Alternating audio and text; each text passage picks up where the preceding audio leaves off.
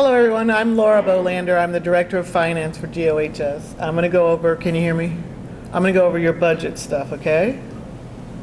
When you're on your inside GMS, you're going to see this page. It's on your blue ribbon, shows you the different options. You're going to go under the application budget forms. And with this, you're going to start entering all that you're going to need to build your budget. Your budget is going to be your plan. So all along you've been doing all this justification of your problem ID and putting together all of those pieces, and now you're going to say, this is how much I plan to spend to get to my, to take care of some of this problem I have. So if you're going to have personnel, there's the section that you fill out for the personnel. How their personnel and their benefits and their details, the position. So here's the list of all the forms that you're going to be completing. You see how they all have the red check or red X by them? As you complete them, they're going to turn green for you. So like Paul was saying, you're going to use this kind of as your little roadmap with your resource requirements, so you can go down one for one and be able to log your resource requirements and then log the dollar amount under your budget.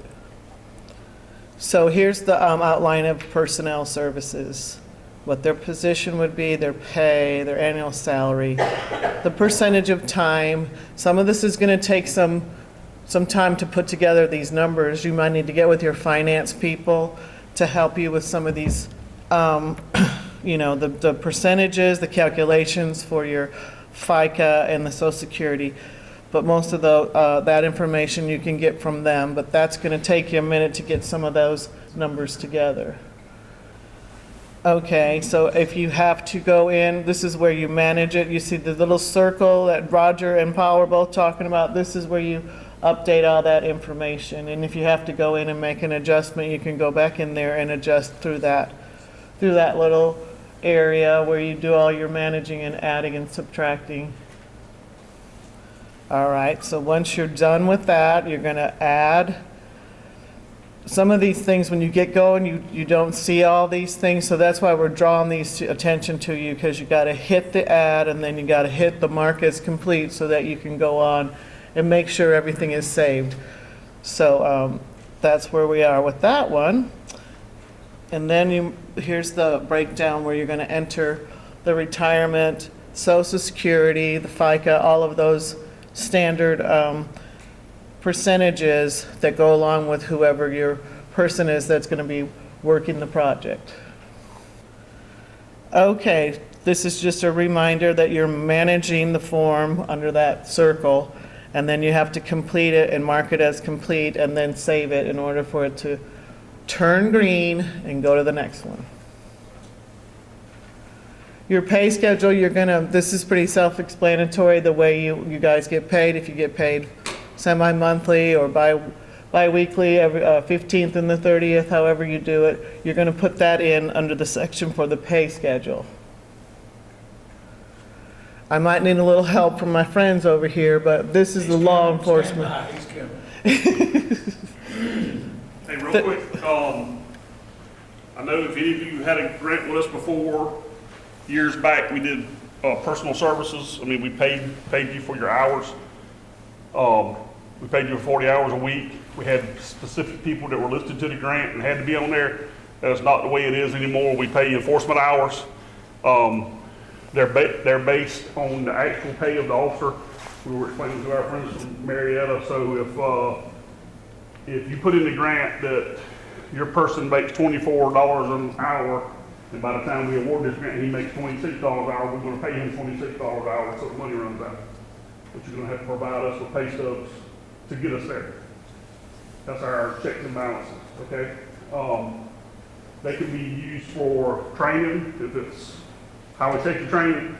They use towards our project, whatever your problem is that you tell us in the grant.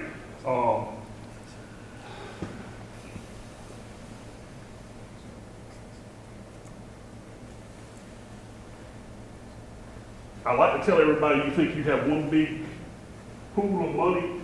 So like we were talking over there a while ago, so if the sergeant's out there today and he's writing tickets or making contacts, we're gonna give him a form to fill out, and he's gonna tell us what contacts he made that day. But if he needs to make 10 to make the objectives, if he doesn't, then tomorrow he can give it to 2 or 3 to someone else. They can go out there and do it.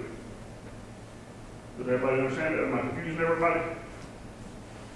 So you want to list how many people you want to do.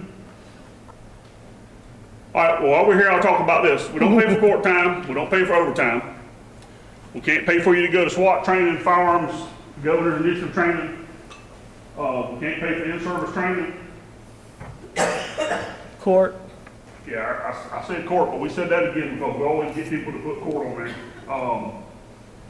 It must be hours written towards our project activities. Go one more now. I'm hoping we put a slide in there that shows the page.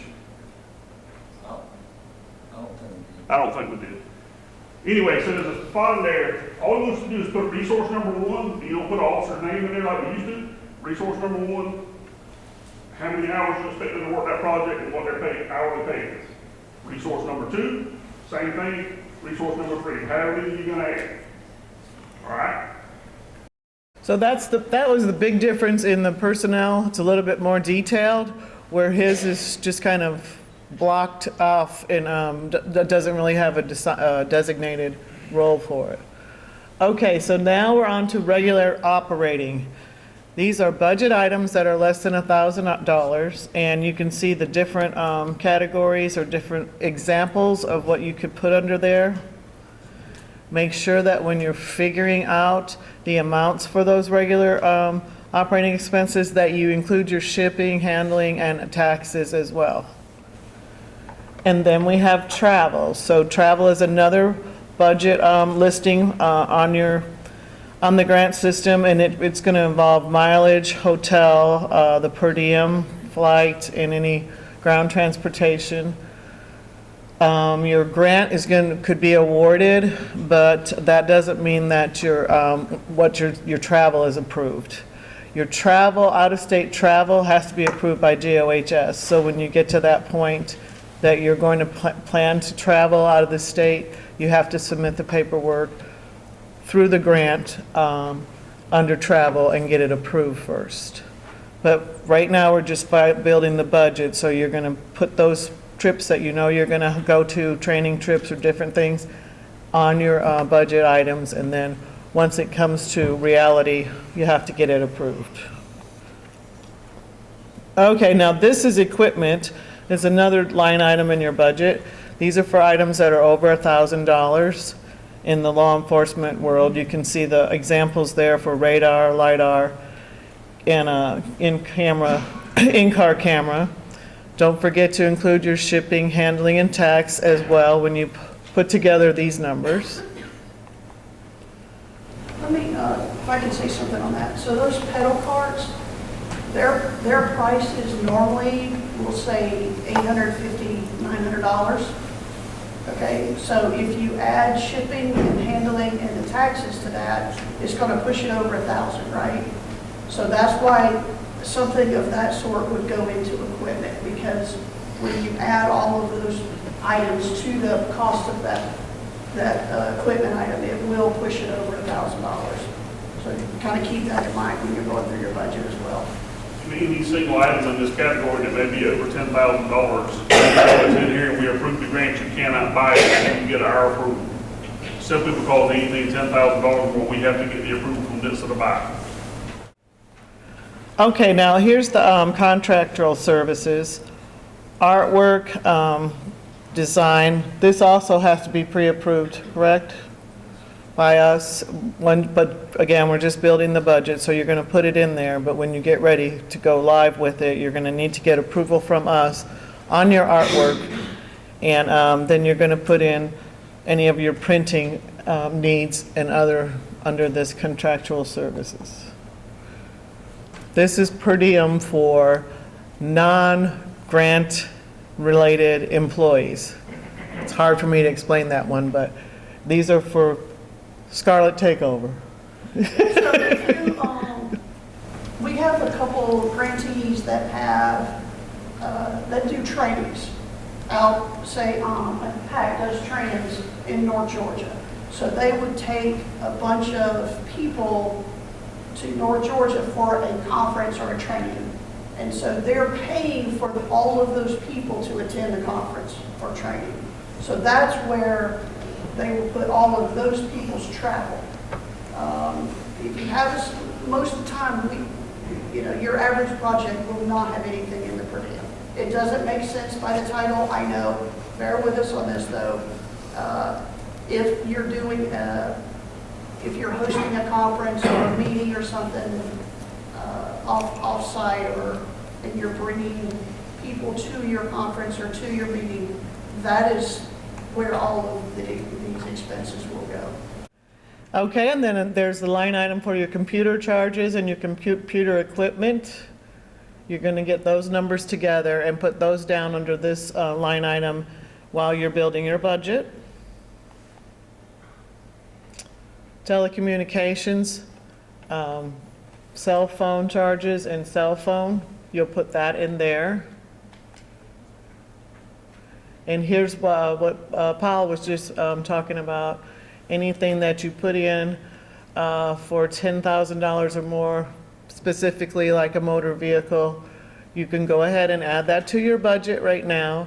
You must follow the Buy American Act when we get ready to go live and actually order the vehicle, but you have to get it approved by NHTSA, but we turn in the approval for you. So you're going to submit it to us, and we're going to send it over and get it approved. And once approved, then you can move forward with your purchase. Okay, now you have rent and real estate. If you have that office space that you're renting, you can put this inside your budget as well. Your rental agreements are going to have to be pre-approved by us. Once you're awarded, we're going to take a look at those and move forward with that. And